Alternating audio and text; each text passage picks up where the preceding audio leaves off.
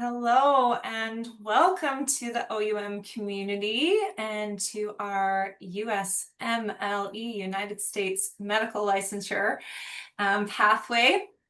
Welcome to Delphine and hi to Diana and Donghyun and Martin, to Lofa, to Melina and Mitch and Kiora, to Will and hi to Mesh and Osanu and Michael. It's lovely to see you, and Anusha as well. And to those of you joining us via recording, welcome to the session also. I'm Associate Professor Nicolette McGuire, and I'm so pleased to see some familiar faces and some new names as well. I am OUM's Associate Dean for Student Engagement, and you'll see me in our student webinar sessions if you've been coming monthly. And if this is your first time, welcome to our session. We have a wonderful special guest and speaker for all of you today, which is Dean Crystal Robinson, who is our Dean for Australia and North America. Dean Crystal, would you like to introduce yourself to our webinar attendees? So, hello everyone. My name is Crystal Robinson. I've been with OUM since 2015, and I like to say I've kind of like worked my way on up, but it's also what allows for me to know the university really, really well. So I started as an advisor. Later, I became a faculty member with Dr. McGuire. We actually taught both reproductive and endocrine together. And then later in 2022, I became dean of both North America and Australia. So welcome everybody, and hopefully I'm able to answer a lot of the questions that you may have. Welcome to you as well, Dean Crystal. So I want to let you all know that Dean Crystal and I have been with the university a really long time, so we probably know the most of faculty and staff, maybe other than our Chief Information Officer and our VC. So we're going to pepper Dean Crystal with a lot of questions today. I also have some questions that students submitted on our website form that we're going to include today. And if you have any questions that you'd like to ask Dean Crystal live, you can place those in our Q&A box and we'll answer them throughout the session. And if you would like to pose your question and take the microphone, you can also indicate that when you put your question in the Q&A box, and we'll give you the mic and you can ask your question live as well.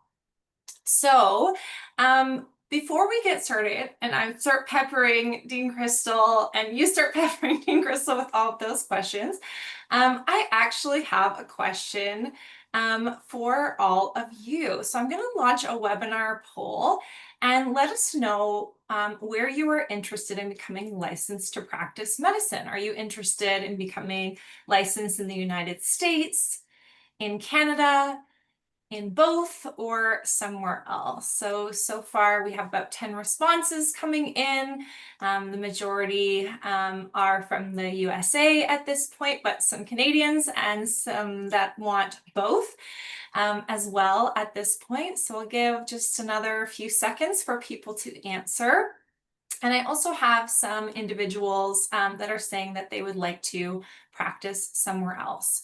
So in this session today, we're going to be focusing on the US medical licensure pathway at OUM. We also have a standard pathway for students who do not live in the United States or Canada and never plan to practice in the United States or Canada. You can find some more information about that on our website, and we do have an upcoming session on our standard pathway as well. So if you're not living in the US and Canada and you never plan to practice there, this might not be the correct session for you, but of course you're welcome to stay along with us and learn more information about it in case you might change your mind in the future.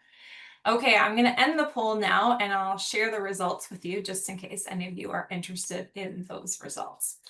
All right, so Dean Crystal, tell us a little bit about your experience with students so far. How are OUM students and OUM applicants sort of different from medical students elsewhere in the US and Canada, or even in the world? Yeah, I would probably say the number one thing is maturity, right? So our students, and I don't think it's necessarily an age thing, but we do have a more mature age group than you would find at a traditional medical school, but also just maturity in the fact that they've lived life, like they've had their children. Some of them have raised their children, and their children are now in college or they're getting ready to enter into college. Some of them are, already full blown in their careers and they are, doing very well in their careers. And it's just not, this is a complete career change for them, right? And there's something to somebody who says, I'm already making enough to take care of my family, to take care of myself. I live very comfortably, but this is the thing that I still want, and I'm willing to give, the next 10 years of my life to it. There's just something, different about those individuals. So working with students at OUM is completely different than working with students at any other university because of that factor. I don't know if other universities, they're probably sprinkled in, but OUM, that is our culture. We do have the majority of our students being of mature age and mature experience, I should say. Because I've even had 28-year-olds where I'm like, oh man, you're like 50, Like, what's going on?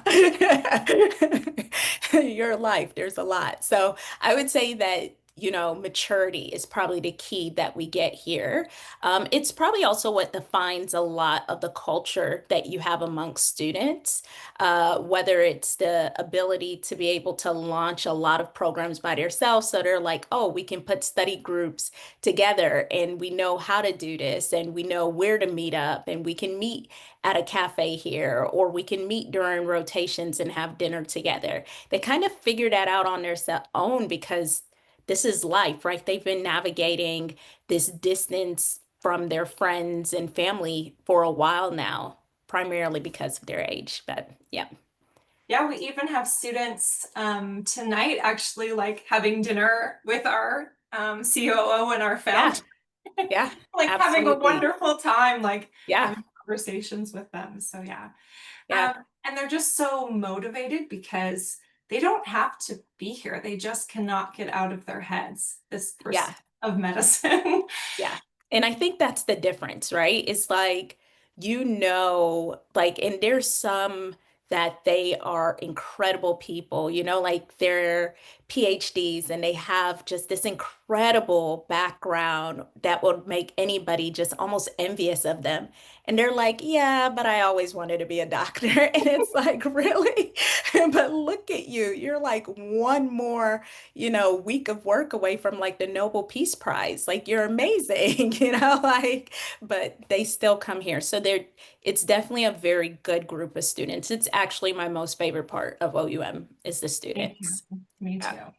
Yeah, I mean, we have students who are, close to prizes in their PhD. We have Yep. students who, who like you, how you worked your way up through OUM, who have like started in nursing and worked their Yep. all the way up to nurse practitioners.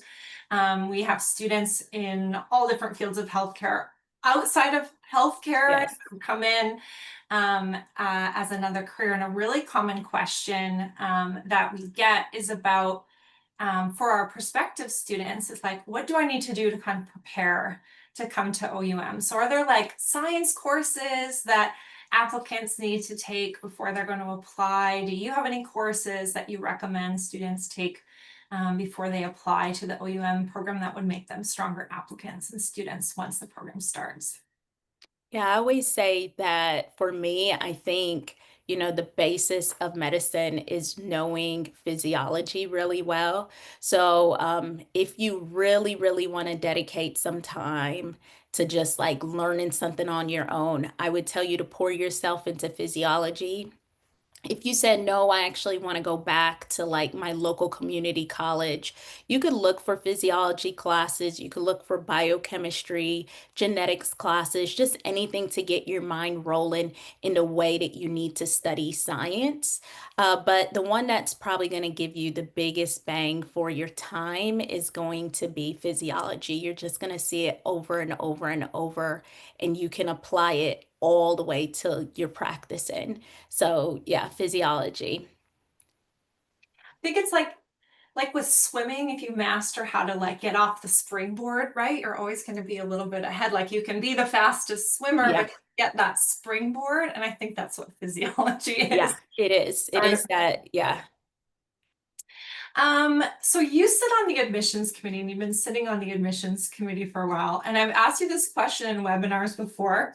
And maybe, and Dean Robinson doesn't like to give up too much information about what she looks for when you're having an interview with her, but nevertheless, I'm going to keep Yeah. asking because students always, or prospective students do ask about this. You know, are there any kinds of characteristics or qualifications that the admissions panel will look for in prospective students? Do you have any tips for them going into submitting their applications or into their interviews? Yeah, I would say there isn't anything specific. We really do look I at the thought we were whole going to get her this time. Yeah, we really do. And I know, like Dr. McGuire, you've sat in like the panel meetings with me. Like, we really do look at the whole person. There's a lot of organizations that say, oh, yeah, we screen the whole person, but they only look at your MCAT or they only look at whatever the standardized test may be that's, used. But really, we are looking beyond that. Like, you could come with whatever type of GPA, you could have a perfect GPA, and we're still going to look at everything else. Like, we just do. We want to read your letters of recommendation and see, you had a physician write you a letter. What did this physician think about you? You had, your pastor write your letter. What did your pastor say about you, right? And it's not really what these people say about you, but more so what didn't they say about you that I want to ask you more about, right? And then also, the biggest question for me, because like I said, we do receive more mature age students, is why medicine? Like, you're already in X career and you've worked so many years and you're doing so well. Why now? Why are you changing this? And I just kind of want to know what your motivation is because that's really what's going to carry you over the next 10 years. And I keep on saying 10 years because I am adding in the training. So usually whenever somebody talks about medical school, they'll call it undergraduate medical education or UME. And then whenever they talk about residency, they'll call it graduate medical education or GME. So I'm adding in both UME and GME. Like, this is 10 years almost of your life. So what pushes you to say, I want to put out, 40-hour plus weeks, because it will increase to like 80 hours. So, what makes you want to say that you want to do that? And that's probably the number one thing I look for is motivation. Number one thing. Yeah. But And there isn't, there's more to it than that. Yeah. I mean, I would say a hot tip is like to think about that yourself for Yeah. a really long time before you before Yeah. you get to the point of talking to Dean Crystal, Yeah. because it is a significant commitment. So you have to really understand why you want to do this and what your motivations are. Yeah. It's Absolutely. a long time to It's invest a in your very life long if you time. haven't thought about that question. So I think that's Yeah. a really good Yeah. tip. Um, and I just wanted to add as well, like, you know, we're very like cutting edge in terms of the technologies that we use to teach medicine. But one thing that we're not very cutting edge in is the way that we screen people. Like, I see now that, you know, when people apply for jobs or apply for schools, everyone is using like AI now to screen Yeah. people in and out. And people spend so much time on their applications and writing essays and getting letters together, and nobody ever reads them. The AI is just screening for certain terms. Hmm. We are not cutting edge with that at all. We are really interested in getting to know the entire person. And when students are applying to OUM, that means you have upwards of 5 or more people reading all of the documentation and combing through all of the Yep. documentation they've submitted in order to get a better understanding of you, and then speaking with you and talking about you with each other and what they think and how you might fit in. So we um, really do not use those kind of like standard screening tools. We're really No. interested in getting to know you, which is I think why I can't get out of Dean Crystal, like, give us some like great tips for how to do well. It's like, yeah, you have to Yeah. just you have to be yourself and be motivated and like Yeah. have that whole package in order to be a successful applicant. So that's Yeah, absolutely. Absolutely. And I think it's important, like that holistic view of you doesn't change. It's the same view that we take in whenever we design the curriculum, whenever we design, our support services at the university. We really do continue this whole idea that you are a whole person. You're not just scores on a piece of paper, right? So we don't ever want to, like, Dr. McGuire said, we're not going to use AI to read through everything because eventually it is going to just look for certain pinpoints. Like, did you have a certain score? Did you say these key words, right? And that's not going to allow for you to really come out to us. So, yeah, nope, we're all in. We're all in when you apply. And I would not really like just having every student be exactly the same and fit all Oh, the same mold. no, That would be very boring for no, me. And no. Yeah, it would not make it a yeah, good place to work. yeah, Okay, so I heard you say about that 40 hours a week in undergraduate medical education and like up to 80 hours. And hopefully people were like, oh, no, I don't know about yeah. that. So tell us a little bit more about that. How much time do students really need to budget in order to study medicine effectively? What kinds of like changes to their life and commitments should they expect if they're going to make this level of commitment? Yeah, this is a really good question. We're actually in the process of, I worked with the admissions team in marketing, and they put together a really nice infographic that hopefully within the next, before the end of the month, I should say, it's getting released to the world. Just so you have like an idea of what we really look at as far as time management.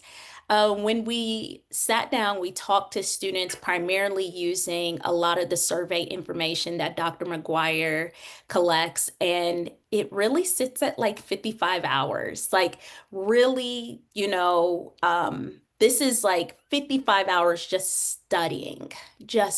And this is in whatever this means for you, right? This might be you reviewing lectures. This might be you attending class. This might be, you meeting with, your study group, whatever it might be, but it's 55 hours. That's kind of the number that we settled on, is that a very strong student, someone who's going to have positive outcomes, are going to need about 55 plus hours. And that plus is for those weeks that you have your final exams.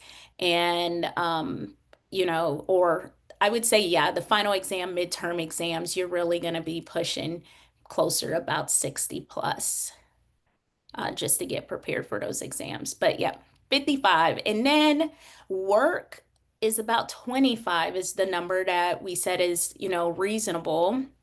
And this is because we still want you, again, thinking about that holistic person, right? We want you to sleep. We've actually had applicants apply and they're like, oh, I'll stop studying at midnight and I'll wake up again at 3.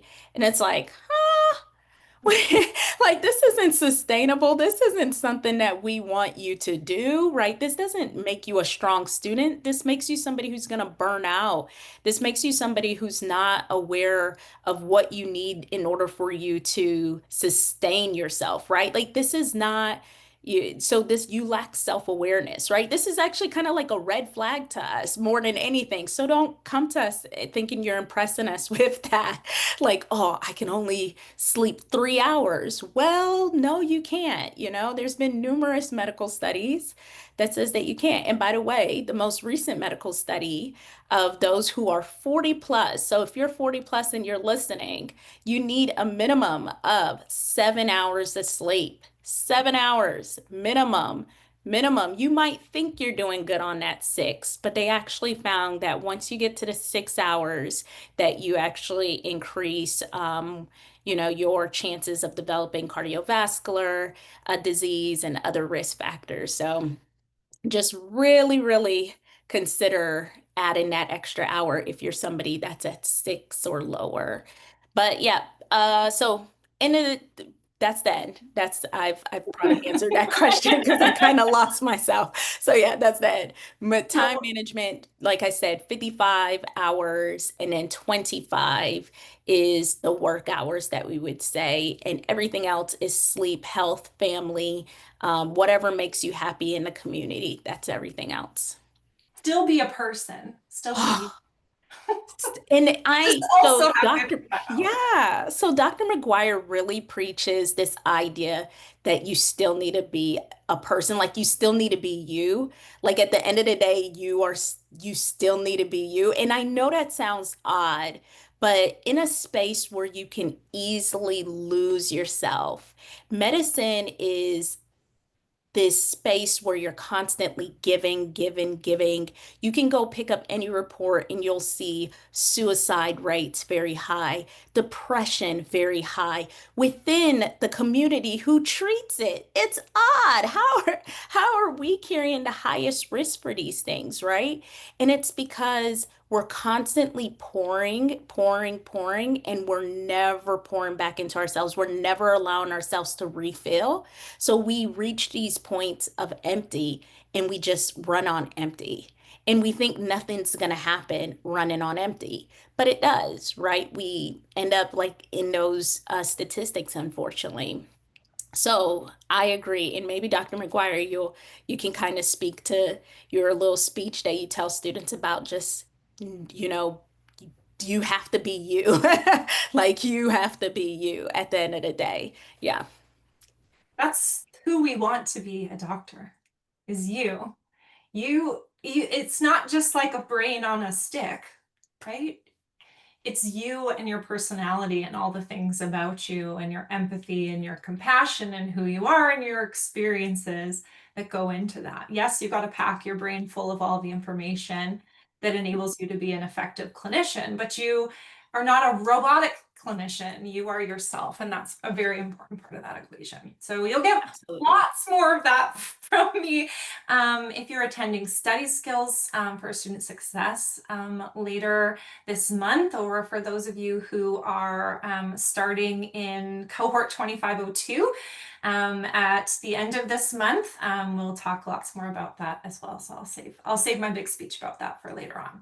Okay, so Delphine wants to know how many hours of lectures and labs per week, and maybe you can just tell us a little bit, like just give us a little bit of like what overview, like what can they expect in the various phases of the program. So we have a preclinical phase where we have lectures and live classes that you go to, and we have a transitional phase and we have a clinical phase. So give us like a little overview of that, what you want prospective students to know.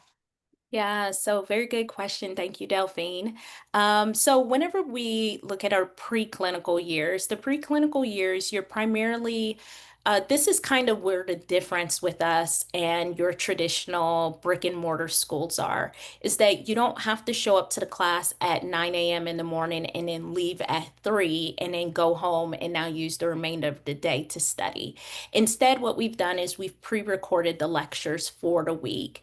And I know this is always kind of looked at like, oh, what do you mean that these recordings are pre-recorded? Are they just very static, like nobody's touching them, right? No, we actually go in and we update these lectures every time that they're supposed to run.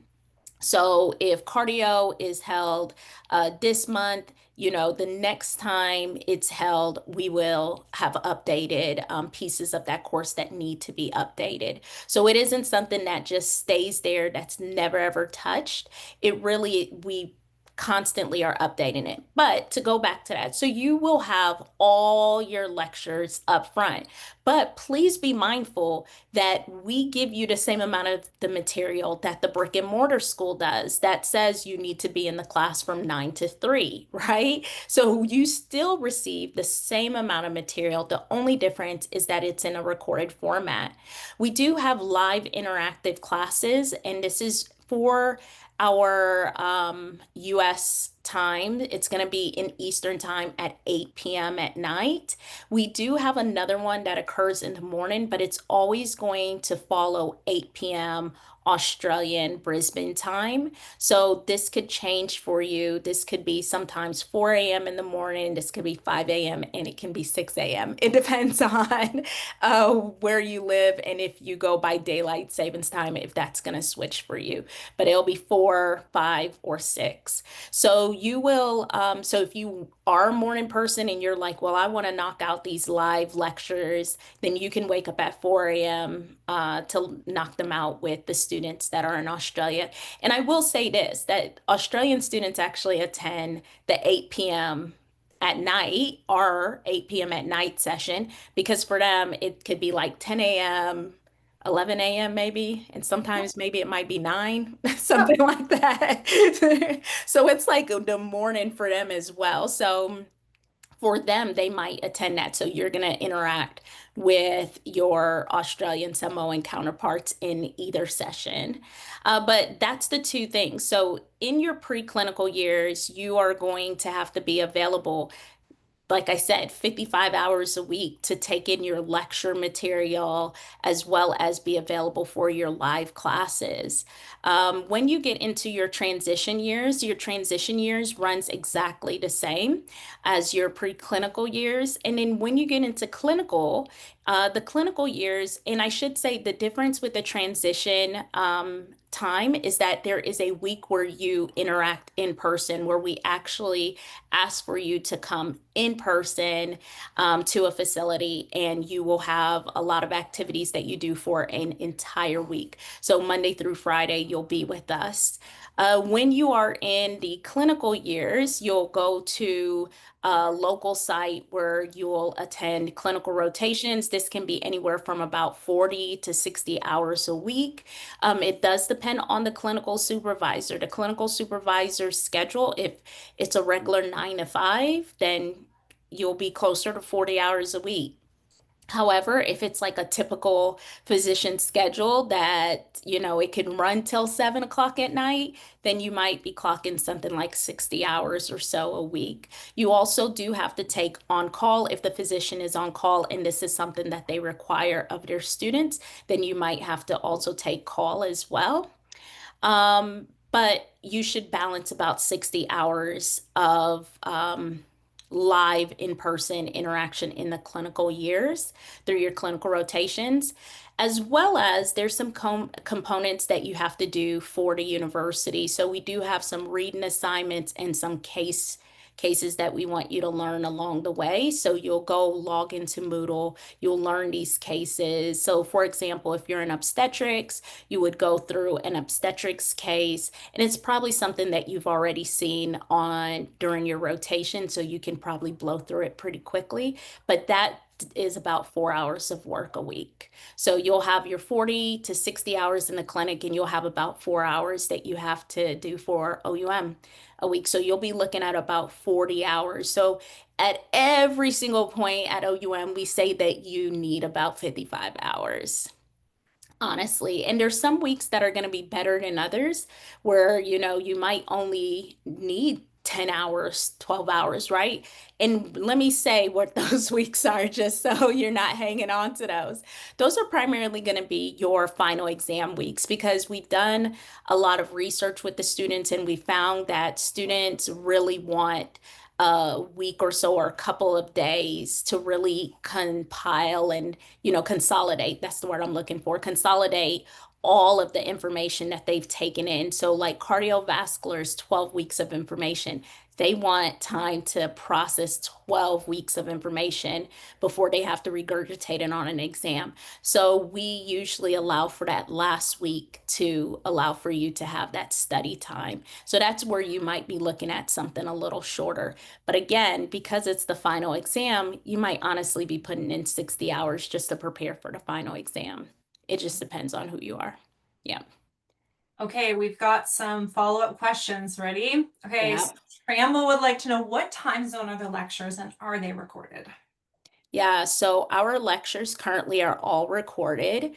And again, lectures are all recorded. This is something that's delivered to you at the beginning of the week. We have live interactive sessions that are held at 8 p.m. Eastern Standard Time, as well as 8 p.m. Australian time. That Australian time, depending on your time zone, will vary throughout the year, primarily based off of daylight savings. So it will be either 4 a.m. Eastern Standard, 5 a.m. Eastern Standard, or even 6 a.m. Eastern Standard. Martin would like to know what time do you start the classes, which we said it's 8 p.m. US Eastern Time. How many days a week are the preclinical courses for US? So the interactive sessions are Tuesday, Wednesday, and Thursdays. So only 2 hours on each of those days. So Tuesday, Wednesday, and Thursday. However, I really want to stress that your information, the bulk of your information is coming and it's delivered to you at the top of the week. Right. So please really, really put that in your mind when planning out your schedules that you really are looking at a heavy week. And it starts that Sunday. Okay, so this one I want to just touch upon because you've answered it, but I want to like put this point home. So Will Yeah, says, Dr. Robinson, you just said pre-recorded for the week and it's updated for each class. Does this extend to be for a week, a few weeks ahead, or do you just get 1 week ahead of your materials? I have a habit of looking ahead. It works for me. So what do you think about that? Are we going to give them multiple weeks of material for them to do in advance, or are they just going to get one week during that week? Or that's top of the yeah. So this is a very controversial issue, I'll tell you this. So, the thought process is 1 week at a time. However, there are times where a course director might deliver 2 weeks of information at a time, and this is primarily going to be to assist you when you have the midterm and the final exam coming up. However, I would not consider this to be the practice. It would be 1 week at a time. And trust me, this idea of looking ahead, you don't have time. It you don't is, want to do it it. really is going to take you all week to process what has been delivered to you that week. It is going to take you all week. Yeah. Yeah, and it's not like for a 12-week class, there's just like, 120 bits of information that you have Um, to learn. No, everything is in like a chunk. So you're yeah. going to have to learn the anatomy and physiology of the cardiovascular system before you go on Yeah. to particular diseases. So the weeks are broken up like that. But it's a Yeah. good question. And a lot of students ask that question because medical students are people who are very high performing Yeah. in very many facets of life. So they're looking to continue to be high performing students. And what we would say is don't look to be high performing by trying to cram as much in as Yeah. possible. Look to be high performing by going as deep into that Yeah. material as you possibly can. Absolutely. And I cannot stress that enough, especially since this is the USMLE session, that remember on the other side, whether you are in the US or you are in Canada, you have these licensure exams that were written by your medical boards, right? So in the United States, you have the United States Medical Licensure Examination. In Canada, you have the exam that was written by the Canadian Council. So it is so critical that you really, really, really, really take time to learn medicine. Both of these tests test you like you know medicine, right? It really is not, these are, and I mean, you could go read up anything on any of these exams, and they'll tell you, you look at the Canadian exam for example, the NAC examination, which is an OSCE exam. So an OSCE exam is, if you can imagine, you walk into a clinic and there are patients in each of the rooms. So a student would walk in and it would meet the patient in room one. It would, interact with that, find out all your history, physical examination, give you a diagnosis, walk out, do a patient note, things like that. That's what an OSCE mimics, that same kind of thing that's happening in a clinic. So this is a licensure exam in Canada. And if you go and you read on this exam, you will realize the level of difficulty of being able to pass this exam, right? So you need to know medicine well. Like by the time you get to the point where you're sitting for the NAC, you should know it well. Like you should. If you've done everything that you were supposed to do, you're going to walk into the exam and you're going to be like, I know this. But if you've kind of slacked off, you're going to find that exam almost impossible. So remember, it's better to know it well than it is to like cram it, regurgitate it, because this is information that you have to hold on to in the long term. Okay, let's talk a little bit about licensure exams because we're starting to get Yeah, some questions about that in the Q&A. And let's start with the USMLE exams sure. because this is the name for our pathway, and this is an exam that comes up first in the kind of trajectory of medical school. So do OUM students, OUM's a Samoan medical school, and we have students from Australia and Aotearoa, New Zealand, and Samoa, and American Samoa, and Canada, and the US. Do OEM students, do they have to take the US medical licensure exams, specifically step one and step two? Yes, they do. So, OUM students, we follow the same path that you find with a lot of international medical schools that take students from the US and Canada. Their primary goal is to return you to the US and Canada, right? Even though they may be located in St. Martin, for example. They're not trying to make you a doctor in St. Martin. They're not trying to make you a doctor in Barbados. They're trying to make you a doctor in the United States. And because of that, their goal and their curriculum follows that pathway for you to come to them and be able to return home. We similarly do the same thing. We recognize that we are a Samoan university. We're fully dedicated to Samoa. Matter of fact, we will send you from the United States to Samoa. You will And every have one to of go you. there and spend some time. Um, but we recognize also that our goal is to send you home. Our goal is to make sure that when you leave us, you're walking into graduate medical education in the US. In order for us to do that, we have to prepare you in the same way that the brick and mortar schools prepare their students, meaning they allow for them to go through preclinical and then they tell them they have to sit for USMLE Step 1. They allow for them to go through their clinical core rotations, and then they tell them that they have to sit for USMLE Step 2. We follow that same exact pattern because we recognize at the end of your rotations, it's time to go into residency. And I don't know if you guys have been following us, but this is what we're doing. We are getting anybody who wants to go into residency into residency. That is our goal. So tell us a little bit about what supports OUM offers for students to take the USMLE exams. Yeah. So let me also make a clarification on the USMLE Step 2. So whether you're in the US or you're in Canada, because you're in the USMLE pathway, you will take USMLE Step 1. However, if you are in the US only and you plan on only practicing within the US, then you will take USMLE Step 2. However, if you are a Canadian and you say, I want to return home to Canada, this is where you will take the Canadian licensure exam, which is the equivalent to USMLE Step 2, known as the MCCQE. So we have that available to you. You do not have to take USMLE Step 2. You will instead, at the same time, take the Canadian licensure examination. So that's just a quick clarification because I remember the poll earlier, we had some Canadian residents in the space. But Now, as far as what we do to help you prepare, one of the biggest things when I became dean was making sure that every step of the way you are supported. Like, I was not going to throw you out there to the wolves, because if you've ever come in contact with this exam, it is a beast. You really feel like you are out there by yourself. So, what we did is we created, and Dr. McGuire helped us create this program in the beginning too, that we got together and we created the USMLE prep program. The USMLE prep program is both for step one and step two. For our Canadians, we do help you with MCCQE. However, it is an outsourced entity that we use to help support you, but we will guide you and support you in that outsourced entity.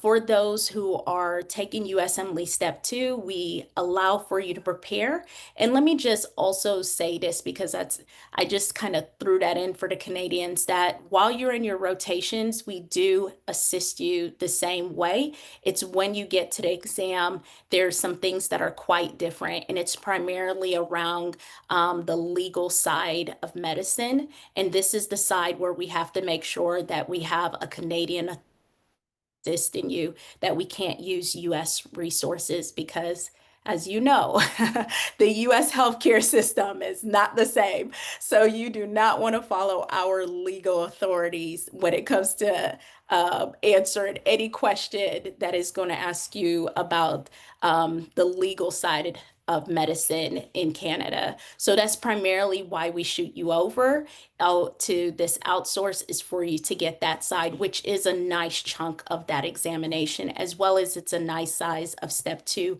But again, step two is based primarily on the US side of medicine, right? So once you're done with the prep program, we support you into get into residency. So we have a whole residency prep program that includes mock interviews, application, and this is whether you are in the U.S. residency match or you're going through CARMS. We are there to help you along the way. Both processes we fully support out. And when I say fully support out, I mean fully support out. We do application review, personal statement review, mock interviews, helping you secure your letters of recommendation, write in letters of recommendation for you. We're all in. And I want to emphasize this point because when when Dean Crystal says we, she means she. She means she is personally working one to one with you, writing you letters, Yeah, working with you, reviewing your practice examinations for USMLE, doing practice interviews for you when you go into residency, hosting sessions with people who have successfully gone through match and CARMS to answer your questions. So this is a level of service that she's going to provide you as dean, was as someone who knows the system well, who knows the university well, and is who's going to get to know you well over the course of your degree with us and beyond. So I know we're saying we because we have a team that we work with, and we're fully yeah. supportive of our faculty and staff across the entire university. But I also want to acknowledge the work that Dean Crystal Yeah. in order to get you over that milestone and the level of commitment that she has for doing that.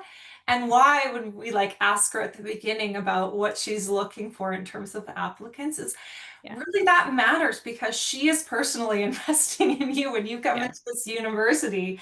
She's like supporting you your whole way through. So, anyways, Yeah. I just Yeah. wanted to emphasize No, that that's so that big. you wouldn't do that for yourself. No, that's big. I think that's important to say, and I'll say that too. And I'll kind of say, I remember going through medical school and the dean was just almost untouchable. It's a position, it's an office. You don't interact with them, you don't talk to them. They're just kind of like this face that exists. And they're not invested in you. They're invested in kind of like the business side of things, right? And I think anybody who knows me understands that I am invested in you. Like, I really feel like you are the business, right? Like, I'm not going out and doing marketing, so I have no idea how to do marketing. But I do recognize that if you are successful and you make it across the finish line, you're the best advertisement, right? Like you walking into a Canadian hospital or a US hospital and saying that you graduated from OUM, or better yet, when you go to the hospital's website, I see a little banner that says OUM class of 2025 or whatever. You're the best. Like, so I invest in you. Like, I really, really, really am not concerned with anything else. I want you to be successful. And whatever that means, I will make sure that you are successful. Thanks so much for that. Okay, we're starting to get some questions about clinical rotations, which is Yep, always a big topic, all always. of our webinars. So, do you want to say a little bit about like where North America students do rotations and anything about that? And then I'll go through some of the questions in our Q&A because people have more specific questions, but give us a bit of an overview. Yeah, so we always say that our primary clinical site is in Chicago. We send students to Chicago. However, throughout the last year, we've kind of started shifting that where we're sending a lot of our students to West Virginia.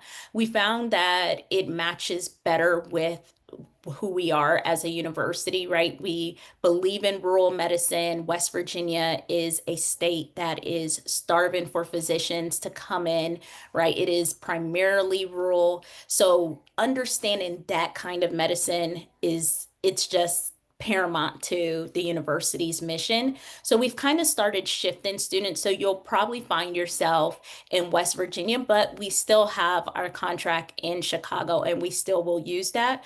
We also try to keep you close to home. So we tell students if you do have a really solid relationship with hospitals, because we recognize some of you are coming out of hospital systems, you're nurse practitioners, you're already a nurse or what have you within that system. So you know that your chief medical officer would, easily sign a contract for you to come in and do your rotations. Then we'll also support you in that capacity as well, as long as the rotation meets our criteria, because obviously we have to go through a criteria to make sure that you're going to have a learning environment. But other than that, we pretty much are West Virginia right now or Chicago. So, Ashish, I hope that's answered your question about where do clinical rotations take place. And there was another question from um,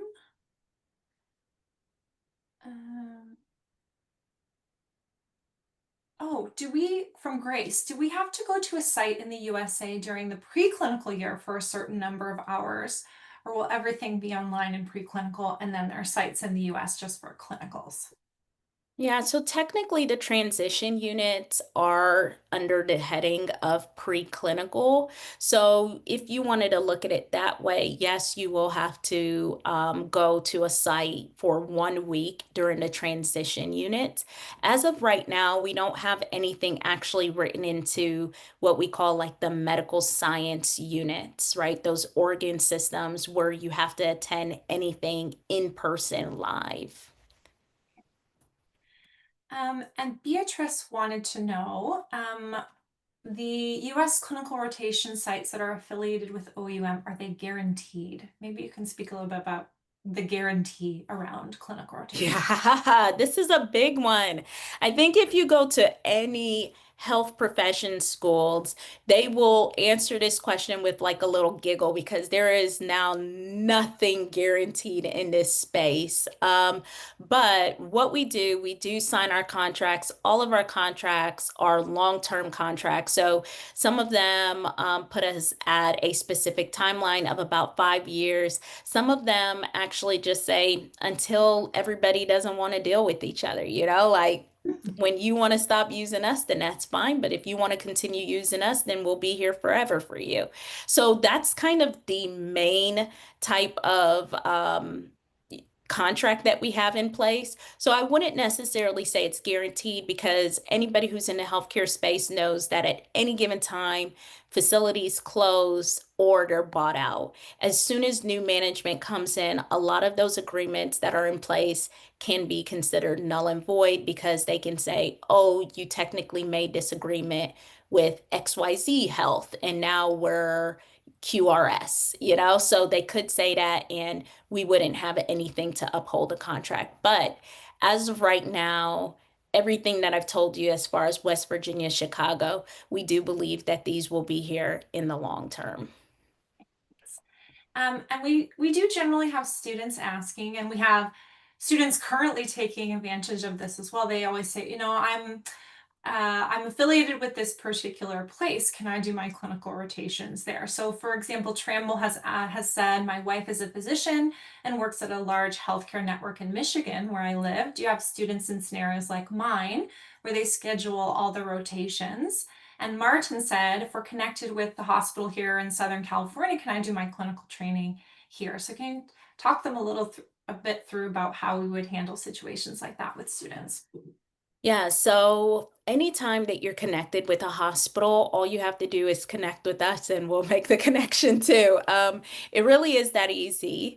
Now, some hospitals, I would tell you be very cautious of this, that some hospitals have non-compete clauses, and this usually is if you're close to, another medical school or health profession schools of any sort, they might have a non-compete clause in place with those schools.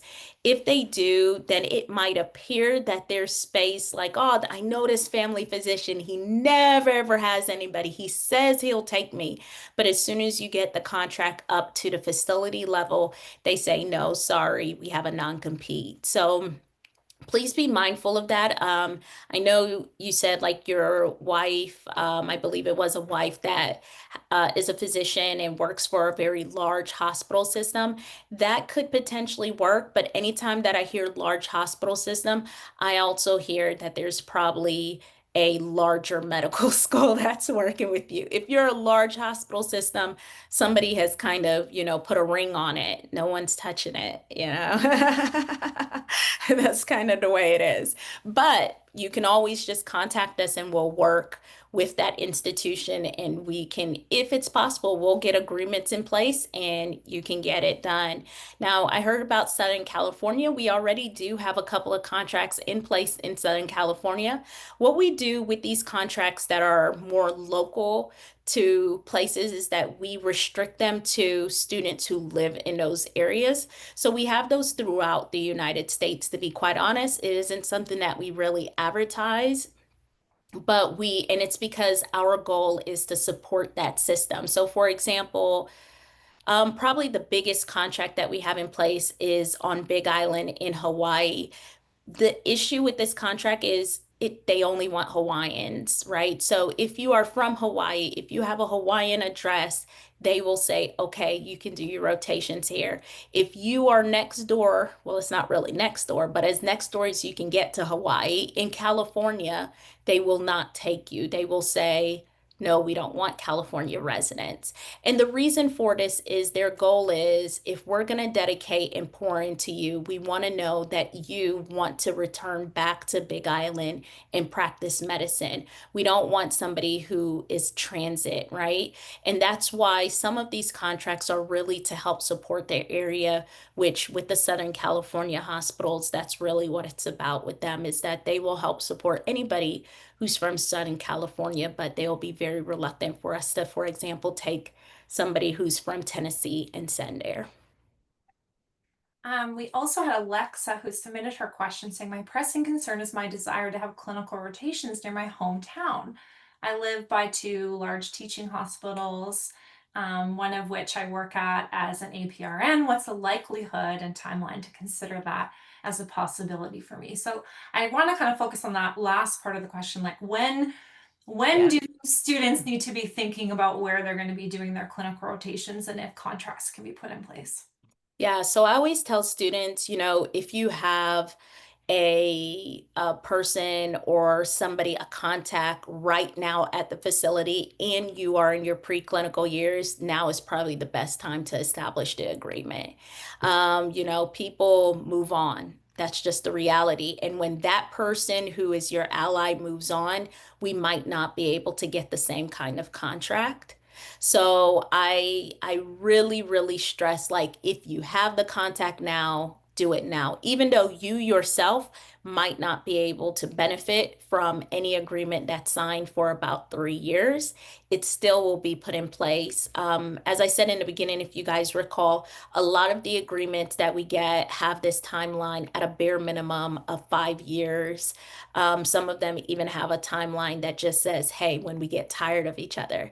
So that idea that if we're able to get something in place that's even 5 years, you will benefit from it and you'll be able to stay close to home. So if you are very confident of the institution that is near you, then reach out to Miss Story as soon as possible and she'll begin to work on it. And even if you're in general principle, she'll begin to work on it. A couple of questions from Canadians, and hi, fellow Canadians joining from Ontario today. Loveline would like to know, hi, after graduating from OUM, will Canada consider me for placement for residency? Will I be eligible to work anywhere in Canada? Yes. Great. Here's the Yes. trickier one from As Homa. long as you've passed, as long as you've met their requirements, right? So I'm not sure of like your, your citizenship status. I'm not sure of other things that are part of their eligibility, right? But then there's also the licensure examinations that you have to pass. But being that the licensure examinations are part of your graduation requirements, the answer is yes. I think the only area you might have trouble is meeting the requirements for match in Quebec, because you have an English language degree. But again, there are English language facilities and hospitals within Quebec. So if that's where you live, so there still would be some possibilities, not ruling out as a whole. Yeah. Okay, this is a tougher question from Homa. With the current political issues going on between Canada and America and the difficulty of Canadians and Americans being able to enter the countries, what will OUM do to protect Canadian students being able to do clinical rotations in America without any disruptions? Yeah, this is a very, very good question. We've actually been monitoring this since January. And one of the things that I can say is that, we are fully aware of everything that's happening. Right now, we haven't had any Canadian students impacted by it. However, we recognize that there's always a possibility that it may become an issue. One thing I will say is that for years and years and years, the United States and Canada had a very great relationship. I do believe that we will eventually get back to that same place where we won't have this issue. And hopefully, by the time you enter into clinical rotations, there won't be an issue. Let me say that I've had a couple of colleagues that work at other international medical schools that have their Canadian residents having to also enter into the US for rotations. And they've had to just add further documentation at the border for them. This just seems to be something that's kind of come with the territory. We haven't had to do this as of yet, but we are prepared with that based off of the feedback that they've given me. If a student does need that documentation, we do at least know how to approach it. So, best thing I can say is we're here to support you, and that really is. We are here to support you. And if worse comes to worse, the reality is, something that, and Dr. McGuire can vouch for this, something that we've already said is if worse comes to worse, then the university knows that it will need to find rotations that can support our Canadians, right? And last but not least, remember we're a Samoan university. You can do 100% of your rotations in Samoa. So that is probably, the plan B situation if, everything in Canada or US were to come and fall down in a day, That'd be worst case scenario is everybody would have to go to Samoa. We don't anticipate that happening. There's a lot of international medical schools that work within the borders of the US and Canada, and they have been doing it very successfully since like the 70s, right? So we are no different than them. Yeah, I think everyone is in the same situation, just trying Yeah, to figure things out. And I can say, as both of us can say, as people who've been here for a really long time, I've never seen any student case in the university where we've just thrown up our hands and been like, I don't know. We're no, not going to figure it out. We can't do anything like our hands. I've never on any no, student ever seen us say our hands are tied. We can't do anything. We always no, find a way to support our students. So it'll be the same for this. no. And we've had hospitals close in the middle of students doing a clinical rotation, and this is not in the US, this was actually in Australia. And literally the next week, those students were having rotations moved to another hospital and other clinics. So we will work day and night to make sure that the situation is fixed. We recognize that our goal is to, again, get you across the finish line. And whatever it takes to get you across that finish line, we're going to do it.